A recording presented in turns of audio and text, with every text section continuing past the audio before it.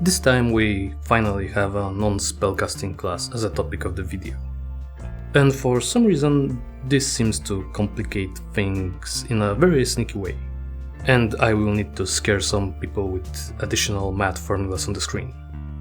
You can consider this a disclaimer, and stay at your own risk.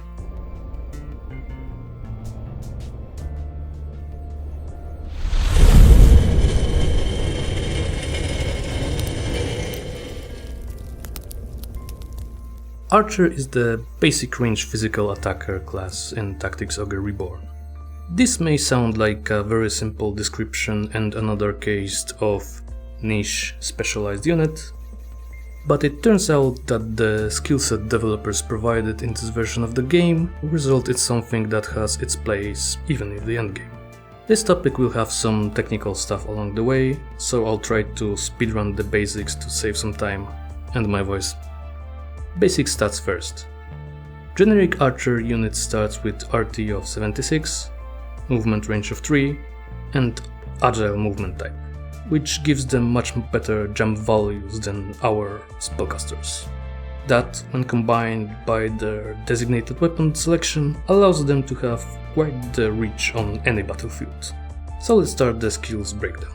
Archers are also quite limited in the selection of skills. We get access to Dagger's weapon skills, which are our defensive options for powering, but the main focus will land on two other available weapon categories, bows and crossbows. The first thing of note I should mention here is the difference in damage calculations for ranged weapon categories. The basic formula is changed to this monstrosity that you can see on the screen. For more details about that, you can go to my short video about damage calculations, link should pop on the screen somewhere right about now.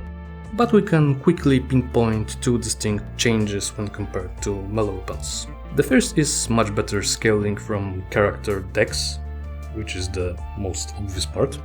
And the second is change of values in equipment scaling in the formulas. Raw attack and defense values are modified here by 2.5 instead of 1 in other attacks. And this means the equipment has much greater impact on Archer's damage. This is the reason that in some cases Archer's damage versus tank classes can be reduced to one-digit numbers. I'll address that later, but if you ever wondered why your archers attack knights with arrows made of wet spaghetti, here's your answer. Now, time to focus on differences between bows and crossbows. They may be both ranged weapons with the same damage calculations formula, but both of them have very distinct features to consider. Attacks with bows are not exactly direct, and their range can be modified by height difference between the archer and the target. In simple terms, you can lob your arrows over enemies and allies alike. And if you have the high ground, your archer can shoot outside the displayed attack range. Of course, if the situation is flipped, your arrows can quite often be useless with the reduced range. Crossbows, on the other hand, do not care about shooting uphill. They, however, care for obstacles in their way. So positioning for their usage is much less forgiving than the leisurely approach that bows offer. But the most differences comes in the set of finishing moves granted to their wielders. So let's take some more detailed looks at those, starting with bows. Each weapon category gives access to 4 finishing moves, unlocked at rank 10, 20, 30 and 40. Those require MP to use and have their own damage calculation formula, and quite often a specific elemental affinity attached. The first finishing move you'll get access to while using bows is Dark Weight. It's a quite nice skill, with RT cost of only 15, minimal range of 3 and max range of 7. Damage is okay for 50 MP cost, but the most important part of the skill is a chance of applying leaden to the target. This status reduces the target's jump value to 1, and this can strand melee fighters in a place where they cannot reach any of your units, which makes for a great defensive option. At rank 20 of bows you'll get access to Slumbering Shot. The range and MP cost are the same as in the case of Dark Weight, but the RT cost jumps to 20. Alongside of little increase in base damage, this skill can apply sleep to the target. which is soft form of CC, but CC nonetheless. Now we're moving to more offensive options. Flaming Blast has minimal range of 4 and max range of 8, requires 16 MP and adds 25 RT after use. What's nice in this skill is its fire elemental affinity and the chance of charming the target on hit. It's a great tool for pushing into enemy formation, especially if you can exploit elemental affinity advantage.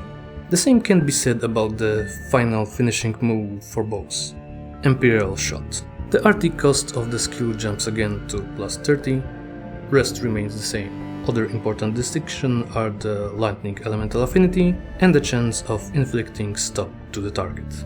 In short, bows give you access to 2 nice defensive options and 2 offensive options, with coverage of 2 elements. Quite a nice spread of possibilities. Moving to crossbows. Their finishing moves start with Dual Bind, a 40 MP attack with a minimal range of 3 and max range of 5. At the cost of 40 MP, it is the DPS option. Not much range, but quite low MP cost, so you can try and spam it. Nothing else of note, however. On the other hand, Brimstone Hail should not only be noted, but also underlined. While the range remains the same, the RT cost goes down. MP consumption jumps to 60, but this finishing move not only has elemental affinity that can be abused, but it's also a ranged AoE attack, and those can really wreck enemy clusters. With some support in form of spell charging wizard nearby, the crossbow wielder can be turned into fantasy equivalent of the grenade launcher. Next on the list is Sanctus Flare. With a max range of 6, it gives us little more battlefield reach, especially with the attached chance of inflicting stop to the target. MP cost of 50 is balanced by much higher RT of plus 30, more of a CC tool than the DPS option. And finally we have Death Whale. It has very weird stats for ranged finishing move. It covers only range 3 and 4, has a huge MP cost of 70 and quite big RT cost of plus 25. So why would you use this?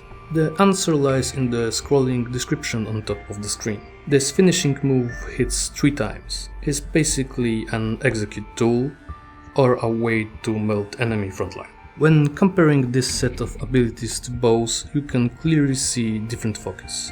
Much more damage, less utility, and an AoE option. What you choose to use depends on the role you wish to delegate your specific archer, but both of those options are quite good in their respective tasks. Okay, let's go back to the skills breakdown. Archer is the first unit I covered with access to Constitution, which is a very simple passive that gives you more HP. Not much more to add here, it's useful early on, but in the late game you'll have more impactful options. Archer also gets access to Insight, which can be more useful here than on Spellcaster. With a much smaller base MP pool, that plus 20% can be sometimes necessary if you want to do some stupid tactical nuke with the sequence of Death Whale into Paradigm Shift into another Death Whale. This will melt the target HP, but also drain basically everything from Archer's MP pool, even when it's full. Resist Petrify and Resist Charm also exist in this class, and as usual you should skip them in almost all cases. Next on the list is Eagle Eye, a very useful tool to have in your party. It's an auto skill that applies its buff to the archer and all nearby allies. The effect itself is one of those very simple things that is actually very complex if you think about it. It guarantees that all on-hit effects of the weapons will trigger with the next normal attack from the affected unit. And oh boy, this opens a lot of possibilities. So much so that I need to squeeze some small intermission to talk about more notable bows and crossbows that work well with this ability. What may be surprising is the fact that even the upgrade of basic short bow offers something interesting. A chance of applying stun hit. It's not exactly powerful, but has okay range and is light. But more importantly, it's a one-handed weapon. The same goes for Baldur Bow +1. we get more attack and switch the chance of stunning into applying silence, which is much more useful from tactical point of view. Shutting off enemy spellcaster in the backline can really mess up the enemy scripting. Later in the game we'll also get access to Damascus Bow +1. This is quite a nice upgrade in our one-handed ranged weapons that can stun category. The last entry on the bow list is Cupido Bow. This one can be really fun to abuse, since its on-hit effect applies charm. You can probably imagine how well this works with Eagle Eye. The crossbow side is a little shorter. We're starting with mention of Bowgun +1, which is the earliest crossbow we can acquire with the ability to stun enemies. Unfortunately, it's a two-handed weapon, so there will not be much double dipping with the equipment here. Next on the list is Baldur Crossbow +1. As its bow counterpart, this one also is one-handed and can apply silence on hit. In similar manner, there's also Damascus Crossbow +1, which is a late-game one-handed crossbow that can inflict, as expected, stun. Those weapons will be important in the loadouts sections later down in the video, so keep timestamps of this in mind. With the tangent behind us, let's go back to the skills. We have a triumphant return of Engulf, which works as good, if not better, on Archer than on Wizard and Enchantress. A flat +3 to range of attacks and finishing moves is great, especially with bows and their option of shooting beyond the max reach with height difference. There are maps where Archer can basically cover everything without moving from starting location. As a bonus, attacks made while under the effect of Eagle Eye cannot be parried by weapons that gives this ability to defenders. Moving to back attack. This skill should be good, but with attribute scaling working in the way it works, this effect is not exactly impactful.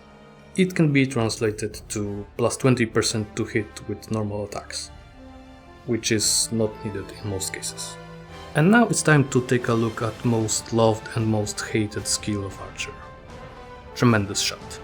It's an active skill that, for the cost of 40 MP and +18 RT, guarantees not only a hit, but also a critical with the next normal attack action.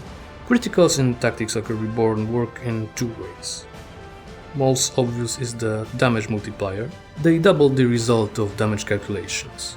The more hidden part is the fact that they always apply the additional on-hit effect attached to the attack.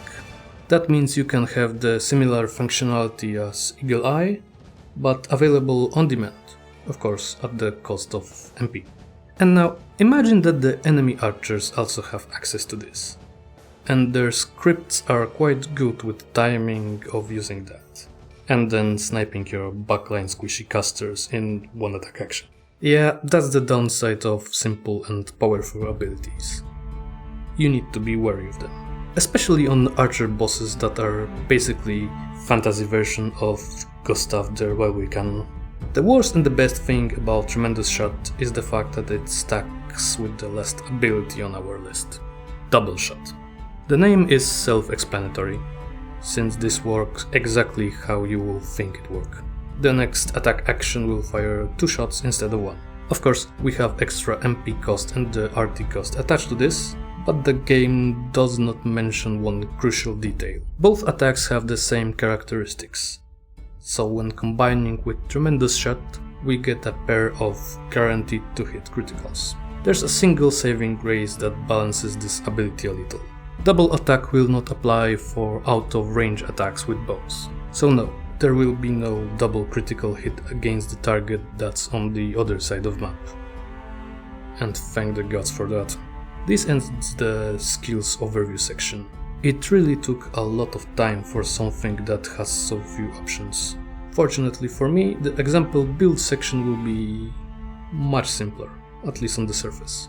We don't have that many options that can be considered interesting to build around. That is, unless we start including weapons in the actual loadout. But first we need our core setup. In my opinion, that includes Engulf and one of the weapon skills as a primary focus. The next 2 skills depends on the chosen role and gear setup. If you want to have your archer as a mobile charm cannon, add Eagle Eye and Tremendous Shot while equipping Cupido Bow.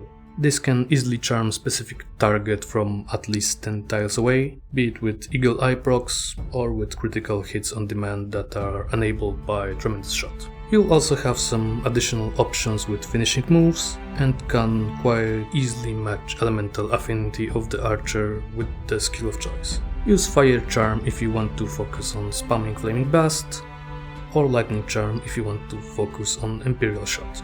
A little less charming version can focus on disabling spellcasters in the backline. Here we're using a Boulder Bow +1 with Double Shot and Tremendous Shot slot.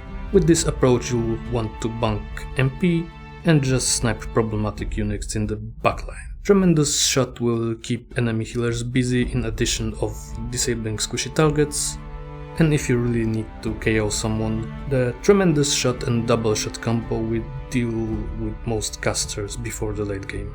Also, since there is no limitation of wielding two ranged weapons if they are one-handed, there's a very stupid and fun build that specializes in finishing moves. The skill setup consists of both bows and crossbows weapon skills, engulf and insight. As far as equipment goes, we're running with the curious duo of Damascus Bow +1 and Damascus Crossbow +1. That gives us access to a full suite of 8 finishing moves that cover not only single target and AoE damage, but also crowd control options. Spamming finishing moves turn after turn will drain MP at absurd rate, so this setup makes sense only if you have spell charge battery somewhere nearby. It is not optimal, but it is in the realm of stupid fun, and that's important to have. Also, I strongly recommend Fire Elemental Affinity on character with this loadout. I also need to address something in terms of late game and post game content. The damage will fall off quite rapidly if you don't equip the upgraded relic bows and crossbows, but those are, well, very one-dimensional and don't exactly offer much utility in terms of gameplay. But if you want bigger numbers, that's the way. Just match the weapon and character elements to the finishing moves you want to use for damage, and go to them. That will be the end of my ramblings about the archer. Based on the length of the script, I'm starting to be afraid of the next video in this series. Nevertheless, feel free to drop a like and sub to the channel, so YouTube algorithm likes me a little more. See ya in the next one.